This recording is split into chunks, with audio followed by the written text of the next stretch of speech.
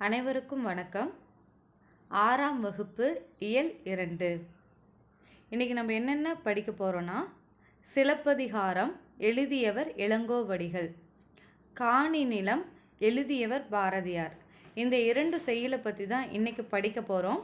ஆனால் இயல் 2ல் என்ன இடம் பெற்றிருக்குன்னு நான் ஒரு டைம் வாசிக்கிறேன், கேளுங்க. சிலப்பதிகாரம் எழுதியவர் இளங்கோவடிகள், காணி நிலம் எழுதியவர் பாரதியார், சிறகின் ஓசை இது ஒரு உரைநடை, கிழவனும் கடலும் இது ஒரு உரையாடல், இலக்கணம் முதலெழுத்தும் சார்பெழுத்தும் ஒரு திருக்குறள் இடம்பெற்றிருக்கு. சரி, இன்றைக்கி நம்ம படிக்க போகிறது என்னென்னா, இயல் 2ல் சிலப்பதிகாரம் இளங்கோவடிகள். சரி, இதுக்கான ஒரு ஷார்ட்கட் என்ன தெரியுமா? 1 2 3. இதை நீங்கள் ஞாபகம் வச்சுக்கிட்டாலே நம்ம சிலப்பதிகாரத்தை பற்றியும் இளங்கோவடிகள் பற்றியும் நம்ம பாடப்பகுதியில் என்ன இடம்பெற்றிருக்கோ அதை நம்ம ஞாபகம் வச்சுக்கலாம். 1, அதாவது முதல், தமிழின் முதல் காப்பியம் எது அப்படின்னா சிலப்பதிகாரம் தான் அதுக்கு பதில். அப்போ 1 அப்படிங்கிறது தமிழின் முதல் காப்பியம் சிலப்பதிகாரம். 2, அதாவது இரட்டை காப்பியங்களில் ஒன்று எது அப்படின்னா சிலப்பதிகாரம். இன்னொன்று என்ன அப்படின்னா இரட்டை காப்பியங்கள் அப்படின்னா சிலப்பதிகாரம், மணிமேகலை. அந்த 2லே இளங்கோவடிகளுடைய காலம் என்னன்னு கேட்டாலும் கிபி 2 சொல்லிடலாம். இப்போ 3, அதாவது சிலப்பதிகாரத்தை முத்தமிழ் காப்பியம்னு சொல்லுவோம். முத்தமிழ்னு உங்களுக்கே தெரியும், 3 தமிழ், அதாவது இயல் தமிழ், இசைத்தமிழ், நாடகத்தமிழ், அதுதான் முத்தமிழ்னு சொல்லுவோம். அதுதான் 3 3. 1 2 3 இதை நீங்கள் ஞாபகம் வச்சுக்கிட்டாலே போதும். தமிழினுடைய முதல் காப்பியம், இரட்டை காப்பியங்களில் ஒன்று, முத்தமிழ் காப்பியம். அது மட்டும் இல்லாமல் காலம் கிபி 2, இளங்கோவடிகளுடைய காலம். அது மாத்திரமல்ல, குடிமக்கள் காப்பியம். சிலப்பதிகாரத்தை குடிமக்கள் காப்பியம்னு சொல்கிறோம். ஏன் சொல்கிறோம் அப்படின்னா, இந்த சிலப்பதிகாரத்தில் சேர சோழ பாண்டிய மன்னர்களை பற்றியும் செய்திகள் இடம்பெற்றிருக்கும். அது மாத்திரமல்ல, ஒரு வணிகனுடைய செய்தி இடம்பெற்றிருக்கும். குடிமக்கள், அதாவது துறவிகள் பற்றியும் இடம்பெற்றிருக்கும். ஆடல் கலையில் சிறந்து விளங்கிய மகளை பற்றியும் இடம்பெற்றிருக்கும். அதாவது ஒரு மன்னன், சாதாரண குடிமகன், அப்படி எல்லாரும் கலந்த ஒரு காப்பியம் எதுனா சிலப்பதிகாரம். அதனாலேயே இதுக்கு குடிமக்கள் காப்பியம்னு நம்ம சொல்கிறோம். அது மாத்திரம் இல்லைங்க, இந்த சிலப்பதிகாரங்கிறது 50 காப்பியங்களில் ஒன்று. சரி, நமக்கு அறிமுகமான ரொம்பவும் தெரிந்த ஒரு வரிகள் என்னென்னா, திங்களை போற்றுதும் ஞாயிறு போற்றுதும் மாமலை போற்றுதும். இந்த வரிகள் எல்லாம் எழுதியவர் யாருன்னா இளங்கோவடிகள் தான். ஈஸியாக நீங்கள் ஞாபகம் வச்சு எழுதிக்குவீங்கன்னு நினைக்கிறேன். இதில் இருக்கிற சொல்லும் பொருளும் அப்படிங்கிறத நம்ம பார்க்கலாம். முதலாவது திங்கள், அதுக்கு அர்த்தம் என்னன்னா நிலவு. 2, கொங்கு, அதற்கான பொருள் மகரந்தம். 3வதா அலர், அதற்கான பொருள் மலர்தல். 4, திகிரி, அதற்கான பொருள் ஆணை சக்கரம். 5, பொற்கோட்டு, அதற்கான பொருள் பொன்மயமான சிகரத்தில். 6, மேரு, அதற்கான பொருள் இமயமலை. 7, நாமநீர், அதற்கான பொருள் அச்சம் தரும் கடல். 8, அலி கருணை. இப்போ இதற்கான மதிப்பீடு நம்ம பார்க்கலாம். முதல் கேள்வி, கழுத்தில் சூடுவது டேஷ். பதில் என்னன்னா ஆப்ஷன் ஏ, தார். தார்னா அதற்கான பொருள் மாலைன்னு அர்த்தம். கழுத்தில் சூடுவது ஆப்ஷன் ஏ, தார். 2வதா கதிரவனின் மற்றொரு பெயர். இதற்கான பதில் ஞாயிறு. கதிரவனின் மற்றொரு பெயர், இதற்கான பதில் ஞாயிறு. 3வது கேள்வி, வெண்குடை என்னும் சொல்லை பிரித்து எழுத கிடைப்பது. இதற்கான பதில் ஆப்ஷன் பி, வெண்மை கூட்டல் குடை.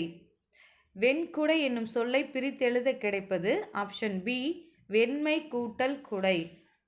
4வது கேள்வி, பொற்கோட்டு என்னும் சொல்லை பிரித்து எழுத கிடைப்பது. இதற்கான பதில் ஆப்ஷன் ஏ, பொன் கூட்டல் கோட்டு. 2 சுழியின் ஆப்ஷன் ஏ, பொன் கூட்டல் கோட்டு. பொற்கோட்டு எனும் சொல்லை பிரித்தெழுத கிடைப்பது பொன் கூட்டல் கோட்டு. ஐந்தாவது, கொங்கு கூட்டல் அலர் என்பதனை சேர்த்து எழுத கிடைக்கும் சொல். Option C கொங்கலர். கொங்கு கூட்டல் அலர் என்பதனை சேர்த்து எழுத கிடைக்கும் சொல். Option C கொங்கலர். ஆறாவதா, அவன் கூட்டல் அழிப்போல் என்பதனை சேர்த்து எழுத கிடைக்கும் சொல். அதுக்கான பதில் ஆப்ஷன் பி அவன் அழிப்போல். அவன் கூட்டல் அழிப்போல் என்பதனை சேர்த்து எழுத கிடைக்கும் சொல். அதற்கான பதில் ஆப்ஷன் பி அவன் அழிப்போல். அவ்வளோதாங்க, நம்ம இளங்கோவடிகள் எழுதிய சிலப்பதிகாரத்தை பற்றி நம்ம தெரிஞ்சுக்கிட்டோம். அடுத்ததான் காணி நிலம் எழுதிய பாரதியார், அவரை பற்றி நம்ம இப்போ தெரிஞ்சுக்கலாம். அதுக்கு ஒரு ஷார்ட்கட் பாருங்க. எட்டயபுர அரசவையில் பாட்டி ஒன்று நடந்தது. அதில் கண்ணன் குயில் போல பாட்டு பாடினான், பாஞ்சாலி ஆடினாள். பார்க்கவே சூப்பராக இருந்துச்சு. இருவரும் இணையற்ற கவிஞர்கள் என பாராட்டப்பட்டார்கள். இந்த எட்டயபுர அரசவை இதை நான் ஏன் சூஸ் பண்ணேன்னா, எட்டயபுர அரசர் அவர் தான் பாரதியாருக்கே பாரதி அப்படிங்கிற பட்டம் கொடுத்தவர். எட்டயபுர அரசர். பார்ட்டி அப்படின்னாலே நம்ம முன்னே ஒரு இயல் 1 நம்ம பார்த்தோம். பிறந்தநாள் பார்ட்டியில் இனிப்பு எங்கும் நிறைந்திருந்தது. அந்த பார்ட்டி அதுக்கு பாரதி அப்படின்னு நான் சொல்லியிருந்தேன். அதுதான் இந்த இயல் 2லுமே பார்ட்டி அப்படிங்கிற அந்த வார்த்தை அதுக்காக தான் பயன்படுத்தினேன். பார்ட்டிங்கிறது பாரதி. அடுத்ததாக அவர் எழுதிய நூல்கள் அங்கே பாருங்க. கண்ணன் குயில் போல பாட்டு பாடினான், கண்ணன் பாட்டு குயில் பாட்டு. பாஞ்சாலி ஆடினாள், பாஞ்சாலி சபதம். அவர் எழுதிய நூல்கள் என்னென்னா கண்ணன் பாட்டு, குயில் பாட்டு, பாஞ்சாலி சபதம். பார்க்கவே சூப்பராக இருந்துச்சு. சூப்பர் அப்படிங்கிறது என்னன்னா சூப்பரா அப்படின்னா அவருடைய இயற்பெயர் என்னன்னா சுப்பிரமணியன். அதுக்கு தான் சூப்பரா அப்படிங்கிற வார்த்தையை நான் பயன்படுத்தினேன். பாரதியோட இயற்பெயர் சுப்பிரமணியன். இப்போ இருவரும் இணையற்ற கவிஞர்கள் என பாராட்டப்பட்டார்கள். இது எதுக்கு நான் பயன்படுத்தணும்னா, இந்த இருவருமே கண்ணன் குயில் இவங்களை எழுதினது யாருன்னா பாரதியார். அப்போது 20ஆம் நூற்றாண்டின் இணையற்ற கவிஞர் யார் அப்படின்னா பாரதியார் தான். 20ஆம் நூற்றாண்டின் இணையற்ற கவிஞர் பாரதியார். இப்போ பாருங்க, சிம்பிளாக இந்த ஒரு சென்டென்ஸ்லேயே நாம் பாரதியோடைய இயற்பெயர் தெரிஞ்சுக்கிட்டோம், அவர் எழுதிய நூல்கள் தெரிஞ்சுக்கிட்டோம், அவருக்கான சிறப்பு பெயர் தெரிஞ்சுக்கிட்டோம், அவருக்கு பட்டம் கொடுத்தவர் யாருங்கிறதையும் தெரிஞ்சுக்கிட்டோம். இப்போது அவர் எழுதிய இந்த காணி நிலம்ங்கிற பாடலில் நமக்கு அறிமுகமான ஒரு வார்த்தை, ஒரு பிரபலமான வார்த்தை என்னன்னா, கத்தும் குயிலோசை சற்றே வந்து காதில் பட வேண்டும். இதை எழுதியவர் யாருன்னா பாரதியார். சொல்லும் பொருளும். இதில் காணி அப்படி அதுக்கான பொருள் நில அளவை குறிக்கும் சொல். இரண்டாவதா மாடங்கள், மாளிகையின் அடுக்குகள். மூன்றாவதா சித்தம், உள்ளம். இப்போ இதற்கான மதிப்பீடு நம்ம பார்க்க போகிறோம். முதல் கேள்வி, கிணறு என்பதை குறிக்கும் சொல். ஆப்ஷன் பி கேணி. கிணறு என்பதை குறிக்கும் சொல். ஆப்ஷன் பி கேணி. சித்தம் என்பதன் பொருள். இரண்டாவது கேள்வி, சித்தம் என்பதன் பொருள். அதற்கான பதில் ஆப்ஷன் ஏ உள்ளம். சித்தம் என்பதன் பொருள்.